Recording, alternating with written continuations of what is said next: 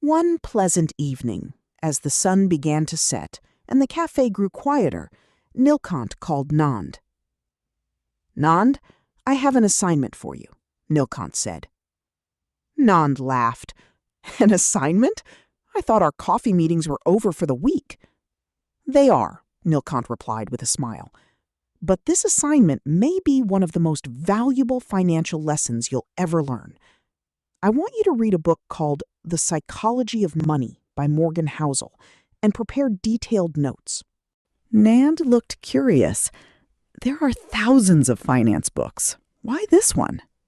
Nilkant leaned back in his chair. "Because most finance books teach you what to do with money.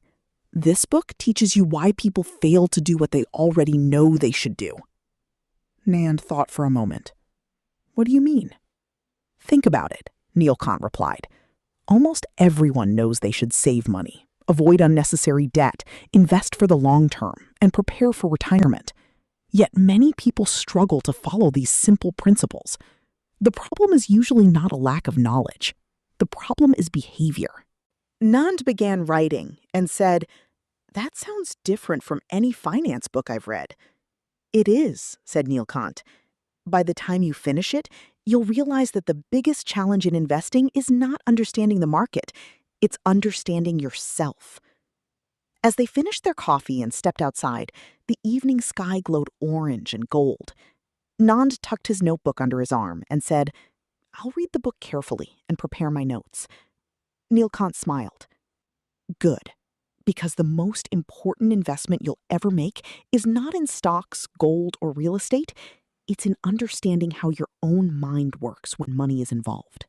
As Nand reached home, the lessons from the cafe were still echoing in his mind. After dinner, he walked into his room, placed his notebook on the study table, and carefully took out the copy of The Psychology of Money that Nilkant had recommended. The room was quiet. A soft table lamp illuminated the desk while the sounds of the city faded into the distance. Nand opened the first page and glanced at the title, The Psychology of Money. Being wealthy is not the same as being financially wise. Many people assume that once someone becomes rich, they automatically become rational and mature about money. Intelligence can create wealth, but emotional maturity determines how wealth is handled. Financial success is not primarily about intelligence. It is primarily about behavior. A person with average intelligence and excellent behavior can become very wealthy. A genius with poor behavior can end up broke. Wealth is often built slowly and quietly, not dramatically. Wealth is less about how much you make and more about what you do with what you make. Wealth is often built by ordinary people who consistently make sensible decisions, while financial failure can strike highly intelligent people who let ego, greed, or overconfidence guide their behavior. You don't have to be brilliant to become wealthy. You just need to survive long enough for compounding to work by avoiding excessive debt and unnecessary risks. In most professions, knowledge wins, training wins, credentials matter. But finance is different because success depends heavily on behavior. The key skills are patience, discipline, humility, emotional control, and risk management. These skills are available to everyone, regardless of education. Getting rich requires skill. Staying rich requires humility, patience, and a margin of safety. Most people know exercise is healthy, smoking is harmful, and healthy food is beneficial. Yet many still struggle to follow these habits. The issue is not lack of information, it is behavior. Money works the same way. Most people already know. Save regularly. Avoid unnecessary debt, invest for the long term, and spend less than you earn. Yet many find these habits difficult because emotions interfere. The ability to stay calm when markets fall, to save when others spend, to remain patient when others chase quick riches, and to control greed when success arrives. The market tests your emotions far more often than it tests your intelligence. In investing, mastering your emotions frequently creates more wealth than mastering complex financial formulas. Physics follows laws. If you drop a ball, gravity works every time, and the ball doesn't change its mind. Money is different because it involves people. People get scared, become greedy, follow crowds, compare themselves to neighbors, panic during crashes, and become overconfident during booms. This means financial decisions are often psychological rather than mathematical.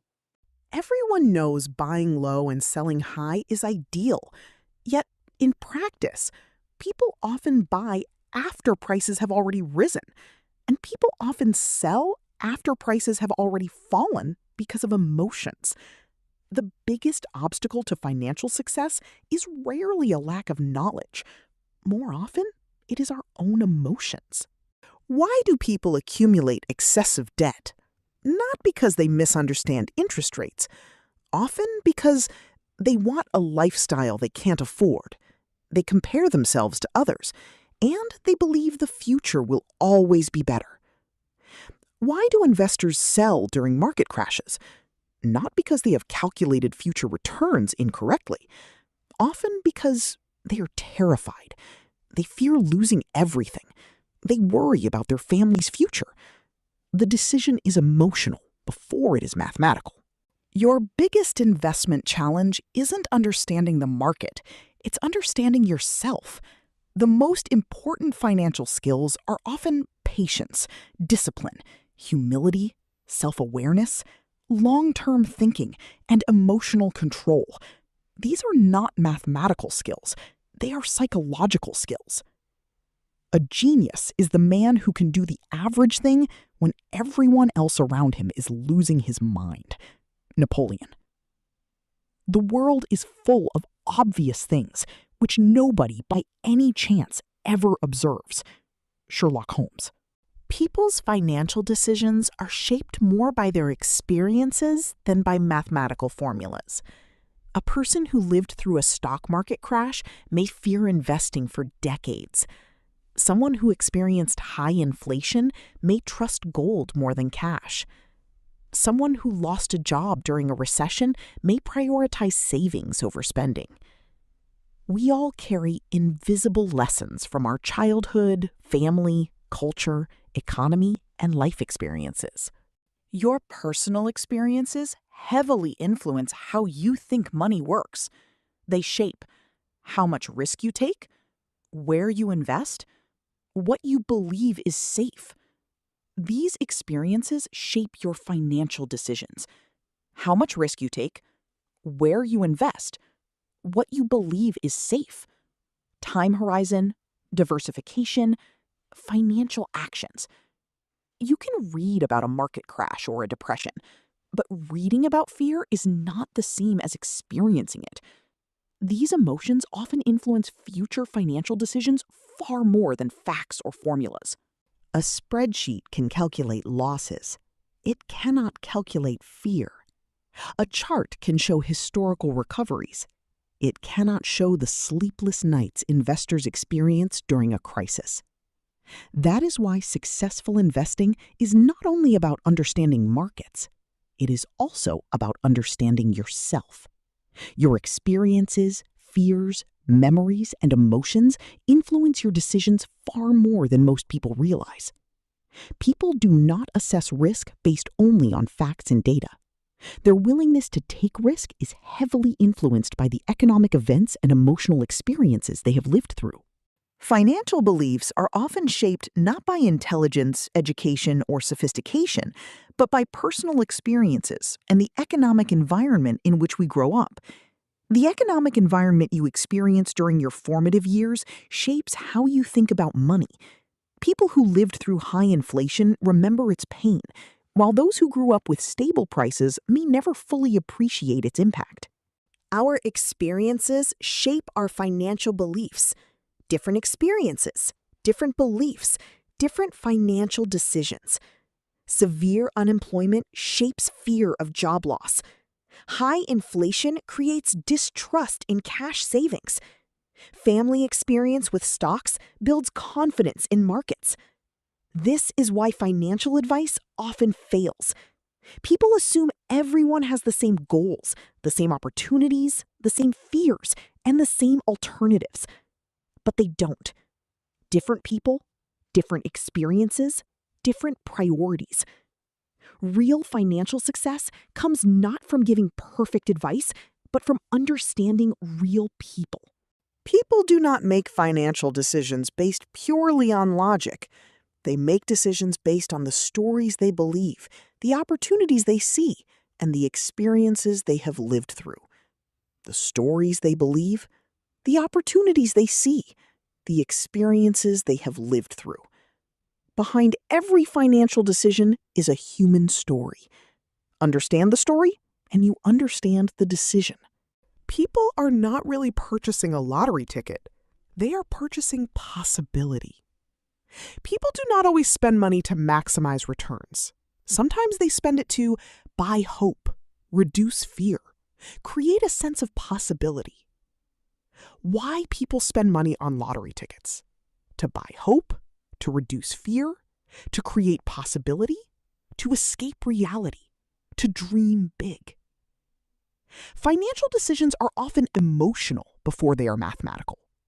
Understanding the emotions behind financial choices helps us make better decisions and treat others with more empathy. Investing mistakes aren't always caused by a lack of intelligence. Very often, they are caused by a lack of experience. Retirement planning, not normal for most of human history. In the past, people worked until they couldn't. Families took care of elderly relatives. No pensions, no 401ks, no long-term retirement saving systems. Survival was the goal, not saving for 30 years of retirement. Retirement planning, a new concept in human history. Today, people live longer. Careers are nonlinear. We are expected to save for decades. Financial markets didn't exist for most of history. Planning for retirement is a modern challenge with no historical blueprint. Financial wisdom comes from experience. Every mistake is a lesson. Every lesson builds a better future. Successful people are often helped by circumstances they did not create. Unsuccessful people are often hurt by circumstances they could not control. Therefore, humility is important during success, and compassion is important when judging others. Hard work and intelligence matter greatly, Nand. But never forget that luck opens some doors and risk closes others. The wisest people stay humble in success and resilient during setbacks because they understand both forces are always present. Extraordinary success is usually the combination of extraordinary talent and extraordinary opportunity. People often see only the talent because it is visible. The opportunity is often invisible. When we see someone who became wealthy, we see their successful decisions. We rarely see the fortunate circumstances that helped them. We underestimate the role of timing, geography, relationships, health, and chance. Likewise, when we see someone struggle financially, we may overlook risks and setbacks that were beyond their control. Life is never as simple as success equals skill and failure equals incompetence. Outcomes are often shaped by events that have nothing to do with merit. Luck can place someone in the right environment at the right time. Risk can remove opportunities before they ever have a chance to develop. Success is often a combination of skill, effort, survival, and luck. That is why humility and compassion are essential companions to wealth and achievement. Your actions matter greatly, but they do not control every outcome. Everyone acknowledges luck exists, but few people know how much of success it explains. Why? Because luck is difficult to measure. We can easily measure investment returns, income, net worth, and business growth, but we cannot easily measure being born in the right country, meeting the right mentor, entering an industry at the right time, avoiding an unexpected tragedy, having good health when opportunities appear. These factors often have enormous influence on outcomes. A good decision can produce a bad result. A bad decision can produce a good result. Most people only look at the final outcome. Great investors evaluate the quality of the decision itself.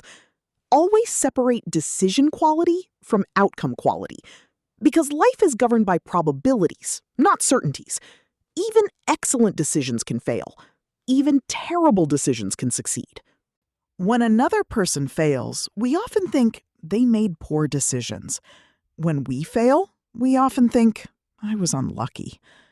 Because we don't know the full story behind other people's decisions, we simplify their outcomes into a neat cause and effect narrative. But when evaluating ourselves, we know every detail, every obstacle, every uncertainty, and every risk we faced. So we naturally give ourselves more credit and more benefit of the doubt. Success is never 100% skill, and failure is never 100% fault. The more we understand luck and risk, the more balanced our view of wealth, investing, and human achievement becomes. Instead of asking, how can I become exactly like this billionaire? Ask, what principles did they follow that are repeatable regardless of luck? These behaviors do not guarantee extraordinary success, but they dramatically improve your odds. These are living below your means, saving consistently, investing for the long term, diversifying risk, avoiding unnecessary debt, and staying emotionally disciplined. Success stories are valuable, but they are not instruction manuals. Every success story contains elements that cannot be copied: timing, opportunity, luck, and circumstances. Therefore, the goal is not to imitate outcomes. The goal is to adopt sound behaviors and accept that uncertainty will always remain. When people succeed, observers often assume success equals correct decisions, but that's not always true. Sometimes good decisions produce poor outcomes. Poor decisions produce excellent outcomes. The outcome alone doesn't tell us whether the decision was wise. Do not judge decisions solely by their results. Instead, ask, was the decision rational? Were the risks understood? Was there a margin of safety? Would I repeat this decision many times? A good process can sometimes lose. A bad process can sometimes win. Over the long run, process matters far more than any single outcome. The goal should be to build a financial system that works across many possible futures, including the unlucky ones. That is why risk management is often more valuable than chasing brilliance. When things go well, remember that some factors helped you that were outside your control. When others struggle, remember that some obstacles may have been outside their control. Extreme success stories attract attention because they're exciting. But most wealth is not built through extraordinary events.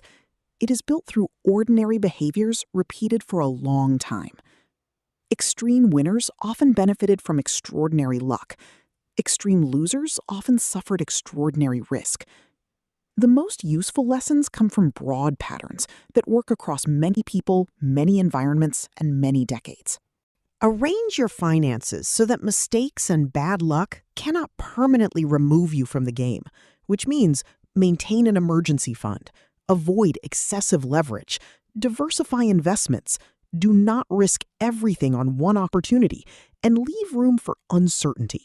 Because in investing, survival is often more important than brilliance. You do not need to win every year. You simply need to stay invested long enough for favorable probabilities to work in your favor. When things go exceptionally well, stay humble. Recognize the role of luck, and avoid believing you are invincible. When things go poorly, stay resilient. Recognize the role of risk, and avoid believing you are hopeless. Most outcomes lie somewhere between complete skill and complete luck. A sound financial life is not one that depends on extraordinary success. It is one that can withstand ordinary setbacks while allowing you to benefit from long-term opportunities. That is why risk management often matters more than maximizing returns. Most financial mistakes do not happen because people lack intelligence. Many occur because people never define what enough means. Without a definition of enough, more income is never enough, more wealth is never enough, more status is never enough, and more success is never enough. The finish line keeps moving. And if the finish line keeps moving, satisfaction becomes impossible. Don't risk what you have and need for what you don't have and don't need. Recognizing enough creates something far more valuable than additional wealth: contentment. And contentment is often what people mistakenly think more money will give them. The moment you begin risking your reputation, your family, your freedom, and your financial security for additional wealth you do not actually need, you enter dangerous territory. Many financial disasters begin not with poverty, but with abundance that feels insufficient. Success does not automatically create contentment. Without a definition of enough, every achievement becomes a stepping stone rather than a destination. The objective of money is not to accumulate the highest possible number. The objective is to use money to create freedom, security, flexibility, and peace of mind. Once those goals are achieved, pursuing ever greater wealth at the expense of everything else often becomes a losing game. One of the best ways to improve financial outcomes is not maximizing returns. It is avoiding catastrophic mistakes. A person who earns slightly lower returns but avoids ruin often ends up wealthier than the person who constantly swings for home runs. This is why survival matters, margin of safety matters, and risk management matters. Because wealth compounds only if it survives. Many people misunderstand this idea. They think enough means lack of ambition, mediocrity, and avoiding opportunity. Enough means knowing where additional gains stop improving your life and start increasing risk. You can still build a business, invest aggressively within reason, grow your career, and pursue excellence, but you avoid becoming trapped by endless desire. The problem is not wanting more. The problem is wanting more at any cost.